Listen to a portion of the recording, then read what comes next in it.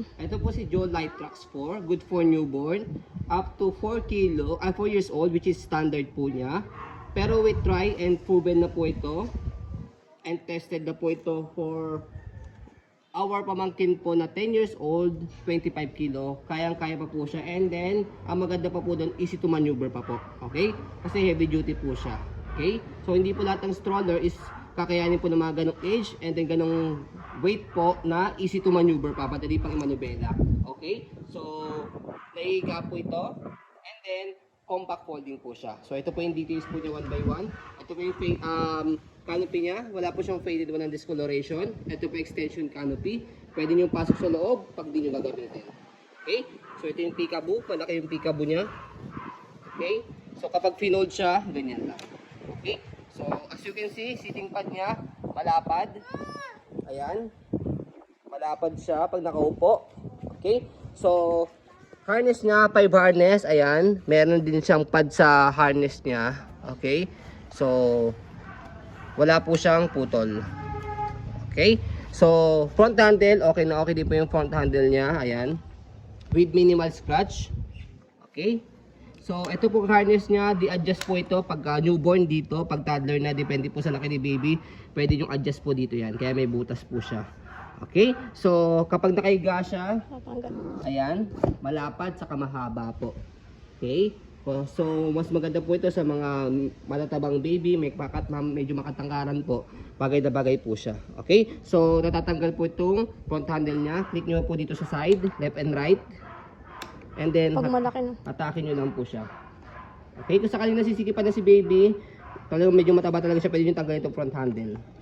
Okay, so sa leg rest niya, adjustable po ito. May pinipress dito sa ilalim, both left and right. Pag nakaupo, yan, ganyan. So, adjust natin dito para makita nyo po. Pagka nakaupo si baby. Ayan.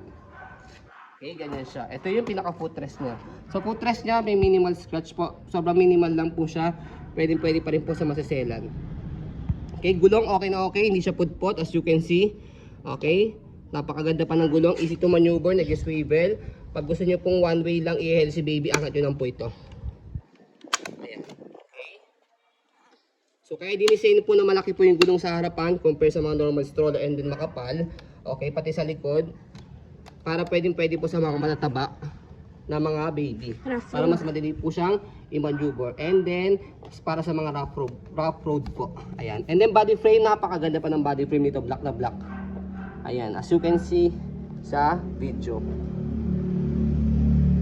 Matte black. Okay, sa likod, ayan po yung details. Gulong, as you can see, makapal po. Both left and right. So, stopper, isa lang stopper niya. Napipress nyo, nakakahibol na po siya. Baba nyo lang po para mag-stop. Angat nyo lang po para mag-go. Basket, napakaganda. Max is 15 kg. Kung may small puppy kayo, pwede nyo pa po siya ilagay dyan. Sa likod, so dyan po siya ina-adjust. Press nyo lang po ito. Ay, pull down nyo lang po siya kung gusto nyo semi-reclined. Pag fully reclined, pinakababa. Higang-higa po siya. Wala po yan, faded yung likod niya. Okay? So, body frame naman po sa kabilang side. Ano mo ng ano? One. Yan. So, ayan po yung body frame sa kabilang side. Okay na okay din po siya. Ayan po yung logo o brand. Ayan. So, sa handle, napakaganda ng handle to. Leather po yung handle niya. Ayan. So, napakakinis. And then, yayamanin. Okay. So, yan. I-stroll muna natin. I-maneuver muna natin. Para makita nyo po na wala po siyang issue. So, ready to use na po ito. Mas better kung sakaling sa sanitizer lang po siya para, bago gamitin para safe na safe po kay baby. So, at try lang natin ha. Baka sakaling kayanin ako. No! Yan. Baka lang. So, yan. 67 kilo ako. Ayan. 67 kilo, 5.7 yung height. So, kaya pa ako. So, ayan. So, paunahan lang kayo dito sa getong stroller kasi actually saglit lang sa amin yung ganito. Kasi mabili talaga sa amin to, especially kapag mga naghahanap big and chubby baby. Okay? So, ayan. So, sa pag-fold po sa kanya, meron kayo makikita po dito sa upuan. Yan. Push to lock. So, ito. Push nyo lang po ito and then press po ito. push and press. So, ganyan po siya kapag pinold. Compact. One hand lang yan eh. And then nag-automatic lock dito sa gilid. Ulitin mo, yung one hand for. One hand lang yan, isang press lang na gano'n yan. Sinikipan ko lang dito. Yan. Okay, so pag i-open po ninyo, can stand alone po yan by the way. Ayusin nyo lang po itong pinakagulong po yan. Yan. Okay, so kapag i-open nyo, angat nyo lang po ito. Tapos buka. So ganun lang. Less hassle. Di po kayo mahihirapan i-fold sa i-open. So ayun po, as you can see, very details po kami mag-video. Pasensya, policy po namin, no refund, no exchange. What you see is what you get po. Maraming salamat. Have a nice day and God bless po.